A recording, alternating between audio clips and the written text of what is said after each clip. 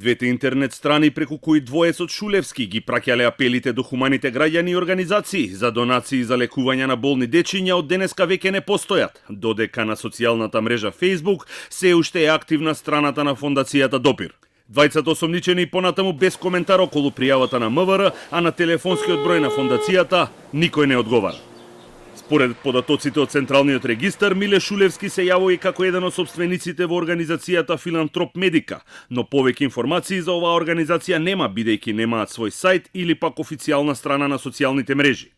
Во Законот за донации и спонзорства прецизно стои дека сите правни и физички субјекти се должни во рок од 1 месец по донирањето да достават извештај до УЈП, во кој е детално наведено за која сума станува збор, за што се користи и кој е крајниот корисник на средствата. Од УЈП велат дека што и како се случувало со жиросметката на фондацијата Допир е даночна тајна, исто и како податокот дали тие биле контролирани или не, но додаваат дека информациите, доколку бидат побарани, ќе бидат доставени до обвинителството или полицијата. Министерството за здравство минатата година вршело проверка на дел од објавените донации за лекување, за да се утврди автентичноста на повикот. Ние во текот на минатата година како институција, како Министерство за здравство бевме повикувани повеќе пати од страна на вакви организации, фондации, повици кои што излегуваа на јавните мрежи и јавно укажувавме на тоа дека на ниту едно дете, ниту пак возрастен пациент не му е скратено правото да се лекува во странство.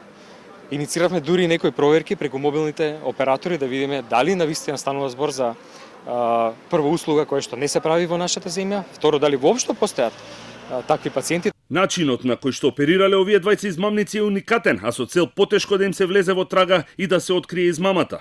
На страницата на фондацијата нема телефонски број за донации, а уплатите се вршеле единствено на жиросметка на фондацијата отворена во една домашна банка. Од МВР соопштија дека дел од поставените барања за донации биле со измислени идентитети и дека тие наводно болни дечиња воопшто не постоеле. Во досегашната истрага е утврдено дека преку донации на сметката на фондацијата Допир, која на барање на обвинителството е замрзната, биле уплатени над 3,5 милиони денари, а двајцата осомничени подигале од тие средства и ги трошеле за лични потреби.